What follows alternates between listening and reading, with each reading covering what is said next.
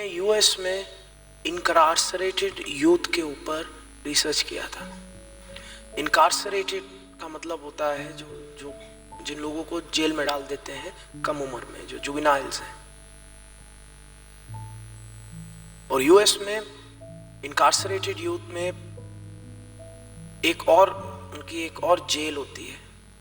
एक तो है जेल और एक और जेल होती है जिसको कहते हैं सॉलिटरी कन्फाइनमेंट। और ये जो सॉलिटरी कन्फाइनमेंट है, इसको क्रिटिक्स ने स्लैम किया है। ये बहुत ही ज्यादा क्वेश्चनेबल है।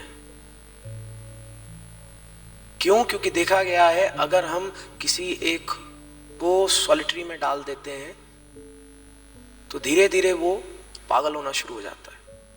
सॉलिटरी का मतलब है किसी से मिलना नहीं, किसी से बातचीत नहीं करनी, कोई ह्यूमन इंटरेक्शन नहीं है। छोटी सी खिड़की है, छोटा सा स्थान है, आप उसके अंदर बैठे हुए बस, और आप पागल होते जा रहे हो। देखा गया है कि एक समय के बाद आप सॉलिटरी में हो तो उस इनकार्सरेटेड यूथ को आवाजें आनी शुरू हो जाएंगी, लोग दिखने शुरू हो जाएंगे, अपने आप से बातें करना शुरू कर देगा। और एक समय के बाद इरिवर्सिबल साइकोलॉजिकल डैमेज, कि अब ऐसा नहीं है पागलपन की बाहर निकाल दो ठीक हो जाएगा, अब वो हमेशा के लिए इरिवर्सिबल साइकोलॉजिकल डैमेज का शिकार है।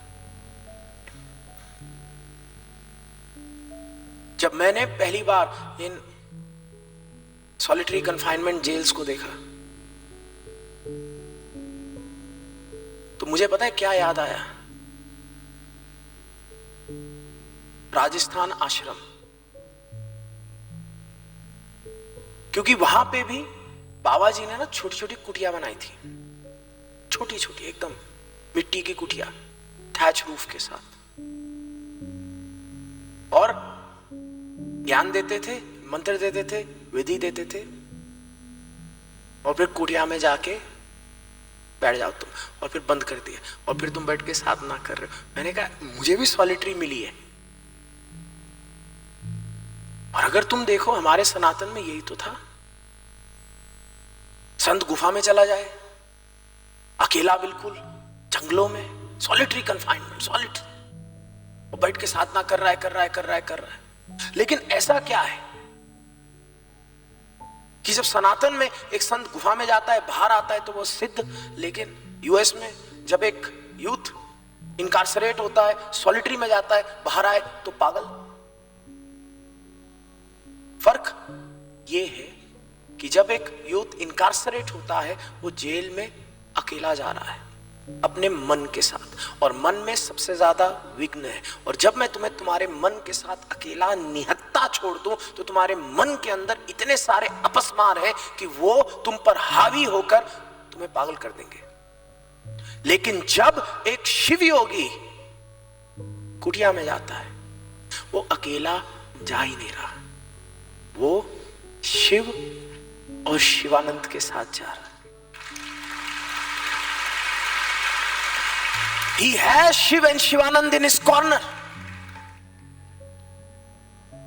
and because he has Shiv and Shivanand in his corner, वो जब मन अपस्मार फेंकता है, हमारे ही विकार हमारे सामने फेंकता है, अकेले नहीं हम, असहाय नहीं हम, निहत्ते नहीं है, फिर महादेव अपना तीसरा नेत्र खोलते हैं, हमारा एक अपस्मार भस्म हो जाता है। फिर अपस्मार और घबराता है, वो 2-3 और विकार भेजता है, और हमारे गुरु उन विकार को देख कर कहते हैं ब्लेस यू। वो अपस्मार भस्म हो जाता है, और फिर हम वहां पे बैठे तब तक जब तक मन बिल्कुल पवित्र ना हो जाए, और फिर हम बाहर आते, और जब हम बाहर आते तो हम शिवयोगी और बगल में शिव और शिवानंद नृत्य कर रहे हैं कि हम पहुंच गए जहां पहुंचना था।